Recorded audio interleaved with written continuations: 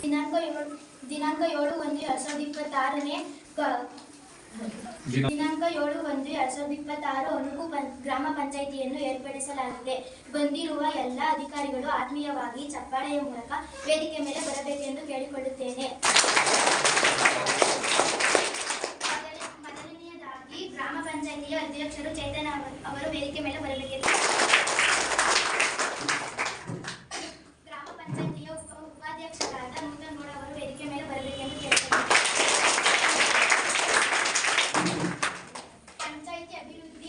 ಪಂಚಾಯಿತಿ ಅಭಿವೃದ್ಧಿ ಅಧಿಕಾರಿಗಳಾದ PDO ಅವರು ಅಶ್ವಿನಿಯಾದ ವೇದಿಕೆ ಮೇಲೆ ಬರಬೇಕೆಂದು ಕೇಳಿಕೊಳ್ಳುತ್ತೇನೆ. ಗ್ರಾಮ ಪಂಚಾಯಿತಿಯ ಕಾರ್ಯದರ್ಶಿಗಳಾದ ರಿಷಾ ಅವರು ವೇದಿಕೆ ಮೇಲೆ ಬರಬೇಕೆಂದು ಕೇಳಿಕೊಳ್ಳುತ್ತೇನೆ. ಗ್ರಾಮ ಪಂಚಾಯಿತಿ ಲೆಕ್ಕಾಧಿಕಾರಿಗಳಾದ ರೆಹಮಾನ್ ಅವರು ವೇದಿಕೆ ಮೇಲೆ ಬರಬೇಕೆಂದು ಕೇಳಿಕೊಳ್ಳುತ್ತೇನೆ. ಮುಖ್ಯ ಗುರುಗಳಾದ ನವೇಶ್ ಅವರು ವೇದಿಕೆ ಮೇಲೆ ಬರಬೇಕೆಂದು ಕೇಳಿಕೊಳ್ಳುತ್ತೇನೆ.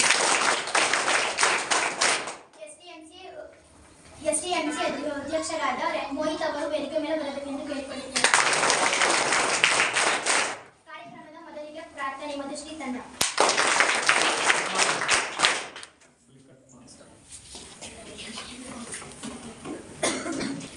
ಏಕದಂತ ಕರುಣಾಭರಣ ಪಾಲಿಸೋ ಗಣನಾಯಕ, ಏಕದಂತ ಕರುಣಾಭರಣ ಪಾಲಿಸೋ ಗಣನಾಯಕ, ಓ ಮಹಂತ ಶೋಕಹಂತ, ಓ ಮಹಂತ ಶೋಕಹಂತ ಪಾಲಿಸೋ ಶುಭದಾಯಕ, ಏಕದಂತ ಕರುಣಾಯಕ, ಹೇ ಶಿವನಂದನ ಭವಾನಿ ನಂದನ ಹೇ ರಂಭಾ ವಿನಾಯಕ.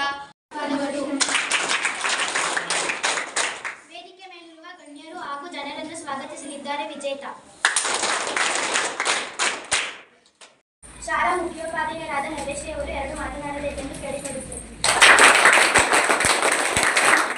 ಮಕ್ಕಳ ಗ್ರಾಮ ಸಭೆಯ ಮುಖ್ಯ ಉದ್ದೇಶವು ಮಕ್ಕಳ ಹಕ್ಕುಗಳು, ಬದುಕುವ ಹಕ್ಕು, ರಕ್ಷಣೆಯ ಹಕ್ಕು, ಭಾಗವಹಿಸುವ ಹಕ್ಕು, ಅಭಿವೃದ್ಧಿಯ ಹಕ್ಕು, ಆರೋಗ್ಯ ರಕ್ಷಣೆಯ ಹಕ್ಕು ಮತ್ತು ಶಿಕ್ಷಣದ ಹಕ್ಕು ಮತ್ತು 6ರಿಂದ 15 ವರ್ಷದೊಳಗಿನ ಎಲ್ಲ ಮಕ್ಕಳಿಗೆ ಉಚಿತ ಮತ್ತು ಕಡ್ಡಾಯ ಶಿಕ್ಷಣ ಮೂಲಭೂತ ಹಕ್ಕಾಗಿ ಮಾಡುತ್ತದೆ ಮತ್ತು ನಮ್ಮ ಗ್ರಾಮದ ಅಭಿವೃದ್ಧಿಯಲ್ಲಿ ಮಕ್ಕಳ ಅಭಿಪ್ರಾಯಗಳು ಮತ್ತು ಸಲಹೆಯನ್ನು ಹಿರಿಯರ ಮುಂದಿಡುವುದು ಈ ಸಭೆಯ ಆಶಯವಾಗಿದೆ. 2 ಮಾತನಾಡಲು ಅವಕಾಶ ಮಾಡಿಕೊಟ್ಟ ನಿಮ್ಮೆಲ್ಲರಿಗೂ ಧನ್ಯವಾದಗಳು.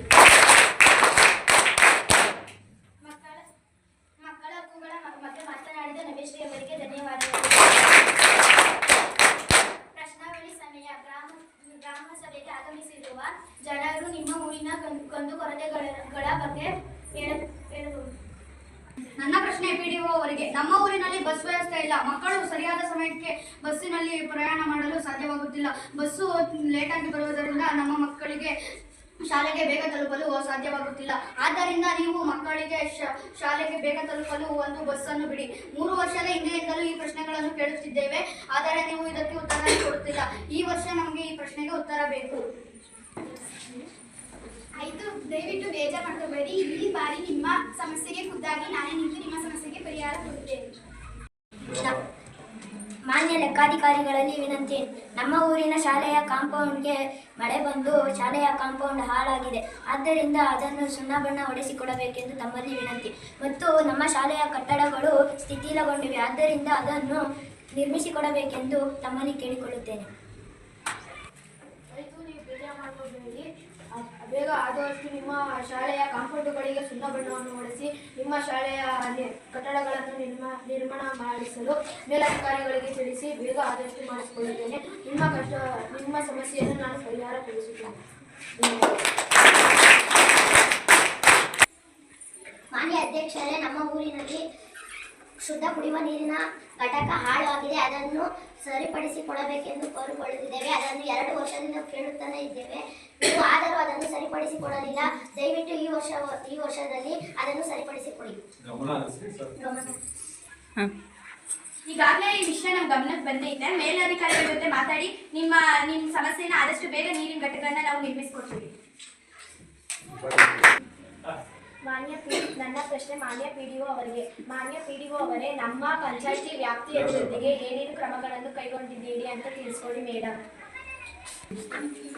ಈ ಸಾಲಿನ 2025-26ನೇ ಸಾಲಿನಲ್ಲಿ ನಮ್ಮ ಪಂಚಾಯಿತಿಯ ವ್ಯಾಪ್ತಿಯಲ್ಲಿ ಅಭಿವೃದ್ಧಿ ಕಾರ್ಯಗಳನ್ನು ಕೈಗೊಂಡಿದ್ದೇನೆ. ಅವುಗಳಲ್ಲಿ ಕೆಲವು ಸಂಪೂರ್ಣ ಕಾರ್ಯಗತಗೊಂಡಿದ್ದು, ಇನ್ನು ಕೆಲವು ನಿರ್ಮಾಣ ಹಂತದಲ್ಲಿದೆ. ಇನ್ನು ಕೆಲವು ಅಧಿಕಾರಿಗಳ ಬಳಿ ಒಪ್ಪಿಗೆ ಹಂತದಲ್ಲಿದೆ. ಸಾಕಷ್ಟು ಬೀದಿ ದೀಪಗಳ ವ್ಯವಸ್ಥೆ, ಶುದ್ಧ ಕುಡಿಯುವ ನೀರಿನ ವ್ಯವಸ್ಥೆ, ವಸತಿ ನಿರ್ಮಾಣ, ಅರಣ್ಯೀಕರಣ, ಶಾಲಾ ಕಟ್ಟಡ ನಿರ್ಮಾಣ, ಇನ್ನಷ್ಟು ಅಭಿವೃದ್ಧಿ ಕಾರ್ಯಗಳನ್ನು ಕೈಗೊಂಡಿದ್ದೇನೆ.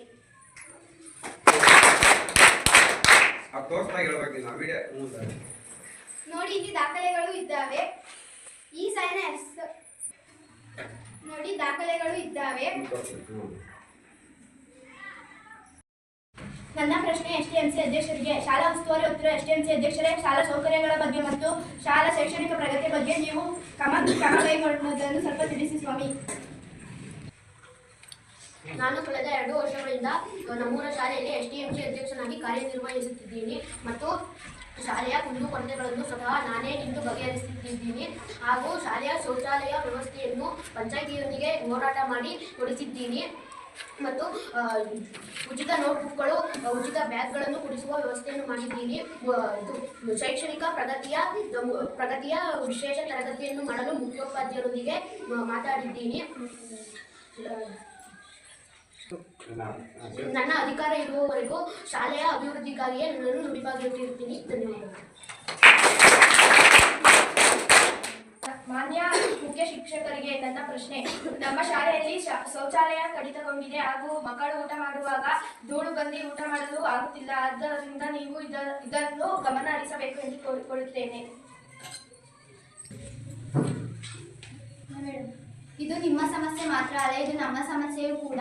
ಇದರ ಬಗ್ಗೆ ನಾನು ಮೇಲಧಿಕಾರಿಗಳ ಜೊತೆ ಎಷ್ಟೋ ಬಾರಿ ಮಾತಾಡಿದೆ, ಆದರೂ ಕೂಡ ಈ ಸಮಸ್ಯೆ ಬಗೆಹರುತ್ತಿಲ್ಲ. ನಿಮ್ಮೆಲ್ಲರ ಸಮ್ಮುಖದಲ್ಲಿ ಪಂಚಾಯಿತಿ ಅಧ್ಯಕ್ಷರಿಗೆ ಕೇಳಿಕೊಳ್ಳುತ್ತೇನೆ, ದಯವಿಟ್ಟು ನೀವಾದರೂ ಈ ಸಮಸ್ಯೆಗೆ ಪರಿಹಾರ ಕೊಡಿಸಿ. ಈ ವಿಷಯದ ಬಗ್ಗೆ ಲೆಕ್ಕಾಧಿಕಾರಿಗಳು ಗಮನ ಹರಿಸಬೇಕು ಅಂತ ಕೇಳ್ಕೊತೀನಿ. ಈ ಸಮಸ್ಯೆಗೆ ನಮ್ಮ ಪಂಚಾಯಿತಿ ಕಡೆಯಿಂದನೇ ಪರಿಹಾರ ಕೊಡೋಣ ಅಂತ ಕೇಳ್ಕೊತೀನಿ. 5 ವರ್ಷ ಪ್ರಯತ್ನ ಕೊಡೋಣ.